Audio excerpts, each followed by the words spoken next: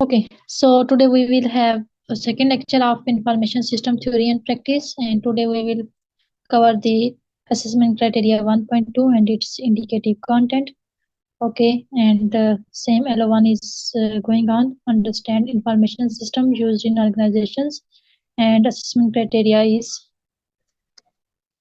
1.2.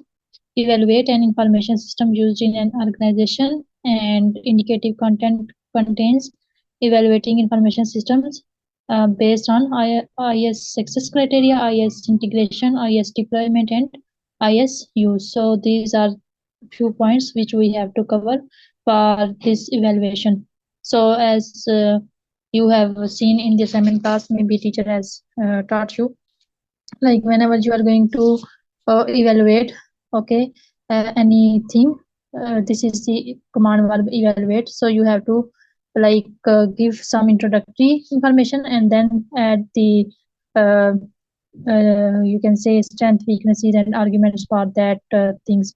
Okay, so for example, when you are going to evaluate information system, so first you will write about information system, a little bit information about this, and then you will add these points as IS success criteria and integration.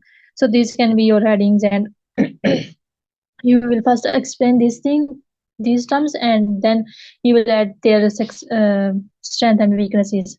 So like this you have to make the flow of your answer for specific questions. Okay, so now we will move to 1.2 assessment criteria.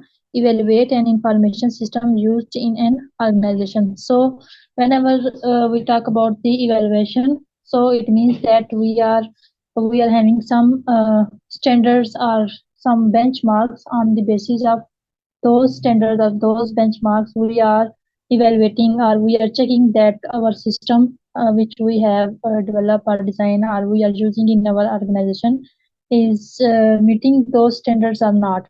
So basically these type of things we have to do when we are going to evaluate an information system. So let's see what is mentioned here. Evaluating an information system in an organization is essential for understanding its effectiveness, efficiency, and alignment with business goals. This evaluation typically involves assessing several key areas, for example, information system success criteria, information system integration, deployment, and information system use. So each of these elements play a critical role in determining how well an information system performs within the organizational context. So these are some you can say these terms are technical terms. Like in simple words I can explain you, like I have told you what is the evaluation means, but when we are writing the assignment task, okay, or we are implementing this type of information, so we have to use the technical terms used for those. So understanding its effectiveness, for example, efficiency and alignment with business goal, is the evaluation of like these are the standards or these are the formats on which we are going to evaluate our information system. Do you have any question in this slide? No. Okay, so first point of outline is IS success criteria. So success criteria means how successful, what is the criteria which we have devised to check that how our information system is meeting that criteria and how successful is our system. So this is how we check the success of information system. So let's see what is the success criteria. The success of information system is an organization can be evaluated using various criteria that measures how well the system achieves its intended goals. These criteria provide insights into the effectiveness, efficiency, and value generated by the information system. So success criteria of information system is based on various measures. Okay, and through this criteria we check how our system is effectively handling the day-to-day tasks. Okay, how efficient our system is and how it is going to benefit our organization. So this is how we measure our success criteria of information system. So like it also depend on like whatever the system is designed for, like whatever the options are designed in the system, they should work for that intended purpose. So for example, if we talk about there is a registration page or a login form on the website and we are our user any user going to register there, so once they press the register, it should show the screen and form what are the necessary details he has to enter, and then press the register button and a message pop-up message will show to the user that you are registered successfully. So now this system this is the success criteria of the system, that the register button is perfectly working for the purpose it is made for. Do you have any question in previous slide? No, ma'am. No, ma'am. Okay, so next we have system quality. System quality is you can say that how system is responsible, how effective, how timely it is responding to the users, how its load time is. Okay, sometimes we use some of the apps, okay, they take a lot of time in loading and after that we see the main screen. So the quality of the system shows like how effectively or you can say how timely system is responding to the users, whatever the user action is performing on the system, how timely system is responding to the users commands or users actions. So let's see, this refers to the technical performance of the system, including its reliability, responsiveness, user friendliness, and ease of maintenance. A high quality system should operate without frequent crashes, provide fast responses, and be easy to troubleshoot when issues arise. So it's include the reliability. Reliability means system should consistently perform same over time. Like if one option is maintained, like one option is developed for specific action, okay, for task, like you can say for example a checkout of on a website. Okay, so now that check whenever the user is going to make purchases and they move to the checkout part or checkout page, so that page of the website should work or does not like show the form is unavailable. So this type of error it should not show to the users. So this is the meaning of reliability. Like whenever the user is accessing specific part of the system, it is responding to the user.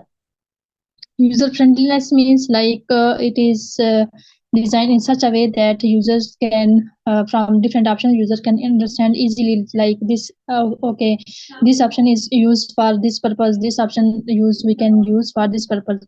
So mostly you like use different application or different websites. Okay, so you know like if there is a cross button, okay, so that means it is used for closing the system or closing the app. If it is a pencil button, okay, so like this in the Zoom you have the edit annotate button. Okay, so on that pencil you can see that, oh yes, this is for editing option. Okay, so like this you have the, so like this you have different options, and from those options you can understand like, okay, yes, this option is used for this purpose. So it means that those applications or those websites or those system are user friendly, and user can easily get from the options like this option is for that purpose or whatever the purpose is for this button or option.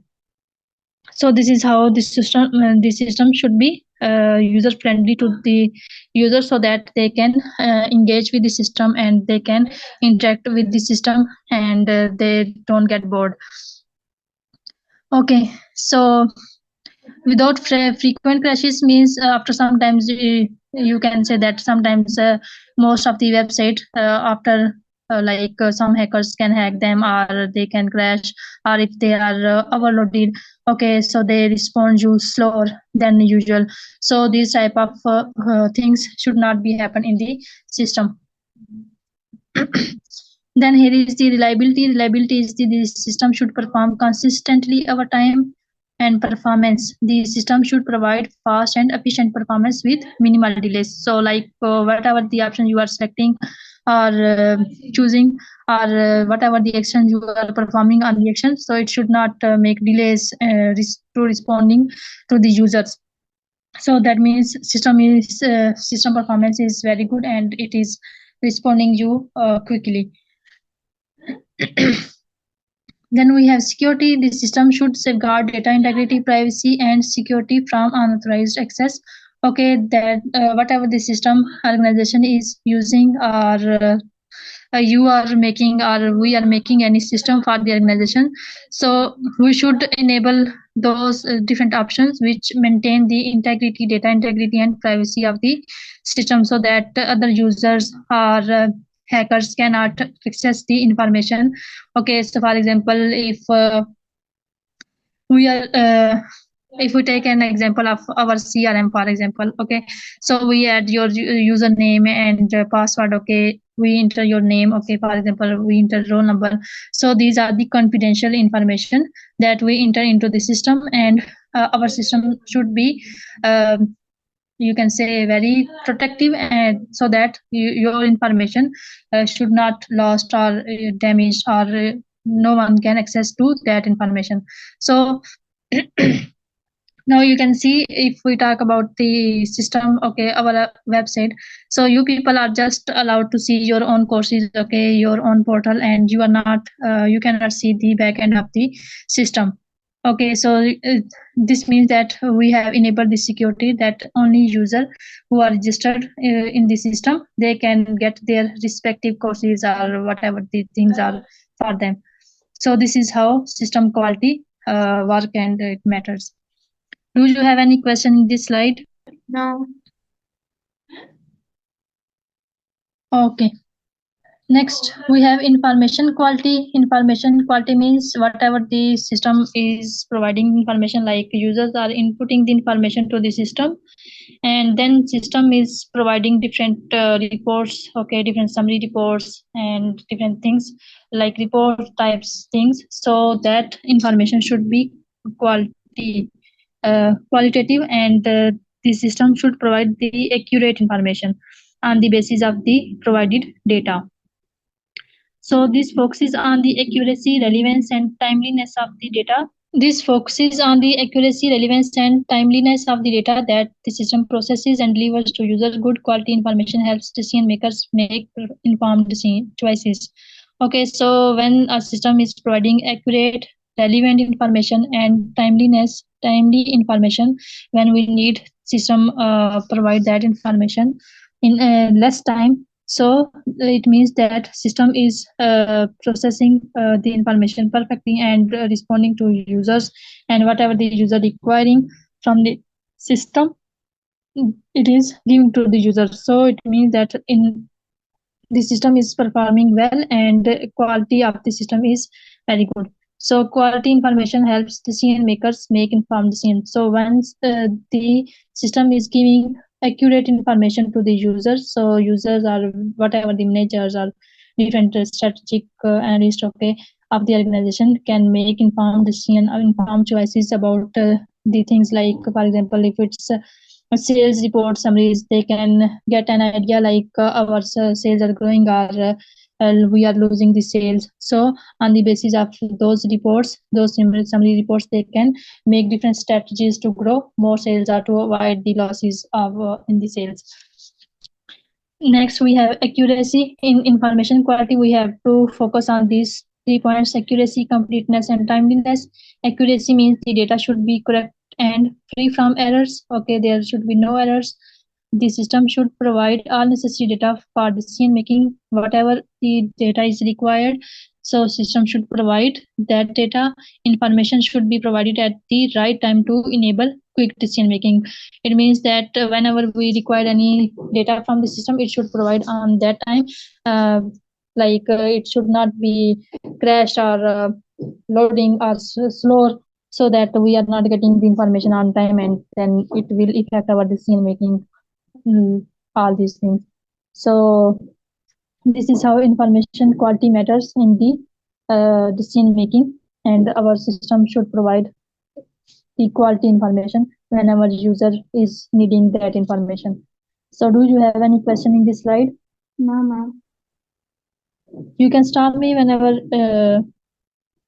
wherever you are confused, so that I can guide you. Okay.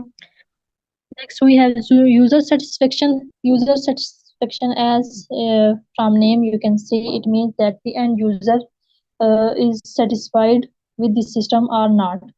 Okay, so here we can quote our own example. So most of time students complain that they are not getting the options from where they can access the slides, where they can get the lectures. Okay, so it means they need some type of training or support, so that they can understand the system, and then they can use the system effectively. So this is a subjective measure assessing how well the system meets the needs of its users. It is often measured through surveys, interviews, or focus groups. So most of time when we are getting the review of our system, we can use surveys, interviews, or focus group are the group of people, like we specify the number of peoples, like this specific group is used for surveys or gathering the feedback of the system. So that is called focus group. Like we have specified the people's age wise, they are those people are you can say education wise, we can specify the people for reviewing the system. So once we get the surveys and interviews responses, and then we can, on the basis of those surveys and interviews responses, we can check how effective is our system and how the users are satisfied with the system. So it based on these points: ease of use and training and support. So ease of use means how easily a user can use the system, and how it can he or she can interact with the system easily, so that they can use the system effectively and without hassle. Okay, a system that is intuitive and easy to navigate encourages user satisfaction. Okay, when system is smooth and user is accessing the all options without any error, so it engages the user, and user satisfy with the system.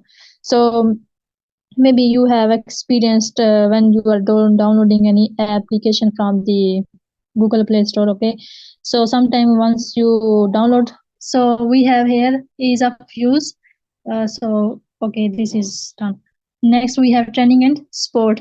So adequate user training and help desk support are essential to improving user satisfaction.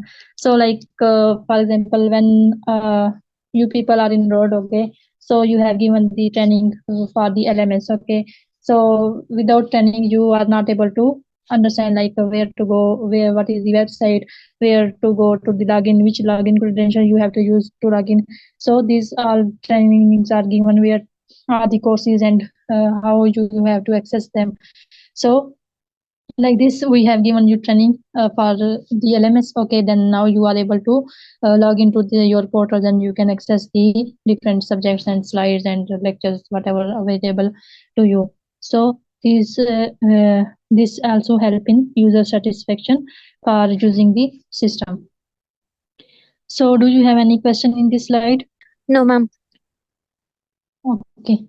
Next, we have organizational impact. So it means that if we are using any system, or any organization is using any system, any type of system, CRM or ERP or whatever the system they are using, so how well it is impacting on the organization, either it is giving any benefits to the organization or not. So we have to check that either we are using this system for the organization, is it giving us benefit or not? Is it giving us competitive edge to other organization or not? So we have to check this for the system, like it is impacting, how well it is impacting on the organizational performance. Okay, so the system impact on the organization can be assessed by looking at the business outcomes such as productivity improvements, cost reductions, or enhanced decision making. So these are the some measures. On the basis of these measures, we can assess that how well our system is productive to our organization, how well the system is benefiting the organization. Then we have efficiency gains, time saving, and better resource allocation. Okay, when we are using any system, whether it is saving our time or not, and it is helping us to allocate resources efficiently or not. So we have to check our system, like it is how well it is impacting to the organization. Then next point is cost effectiveness, reducing overheads through automation or optimization.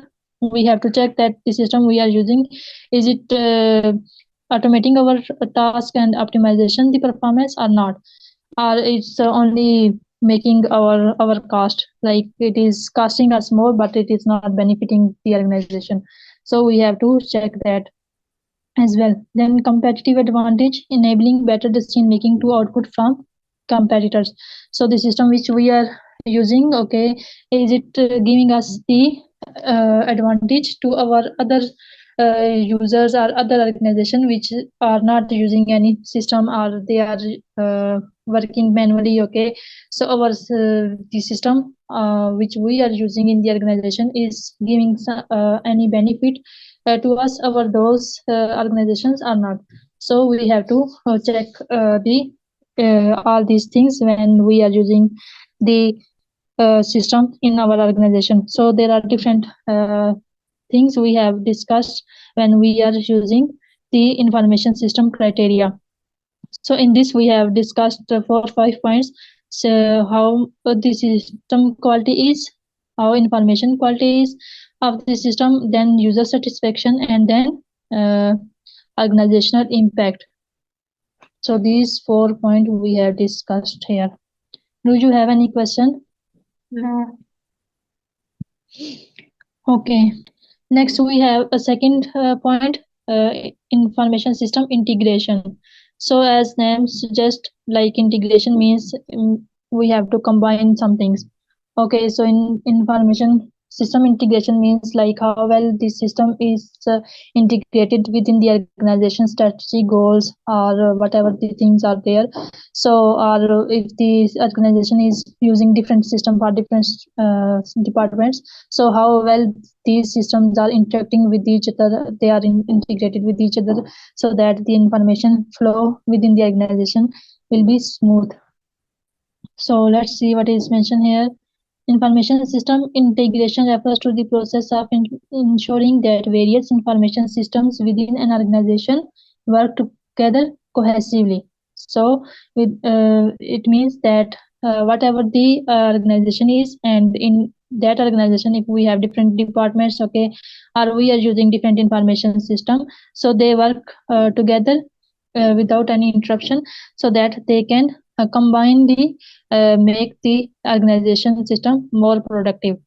So effective integration allows for seamless data flow and collaboration across different functional areas such as sales, inventory management, finance, and human resource.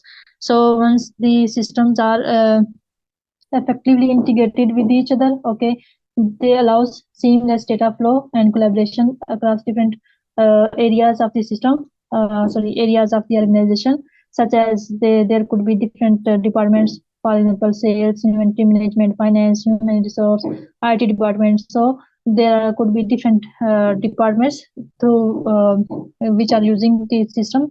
So those all systems should work together and make a you can say collective impact over the organization. Okay. Next we have technical integration. So this involves linking different systems, for example, ERP, enterprise resource planning, CRM, okay, customer relationship management, HRMS, human resource management systems through technical tools such as APIs, middleware, or enterprise service buses. So, in the technical integration means that if we are using different type of systems in the organization, they should be integrated with each other using APIs. APIs are, you can say, in simple words, you can say APIs are the simple bridge type thing, okay, which is used to connect two different type of things, okay, or they could be same, but APIs work as a middle, you can say middle line or middle bridge of between those two different sectors or different organizations or different systems. Then middleware, like it's also like a bridge or enterprise service buses. The aim is to enable smooth data exchange between systems, reducing redundancy and errors. So its aim is we should have smooth data exchange between different systems and reduce redundancy and errors. So here we can take an example of Amazon, okay. So whenever the users are shopping there, okay, they are purchasing something from the Amazon, for example. So they just add the things in the cart and then they go to the checkout page, okay. Once they go to checkout page, okay, they ask after some time, like it takes few minutes to getting the payment gateway, okay. So in that payment gateway, back in the back end of that payment gateway, any link, any bank is linked, okay. Maybe that organization only own bank or any other bank from which they have like maybe they have immigration like AEMU MOU, like you have to process our transaction payments or sales, okay.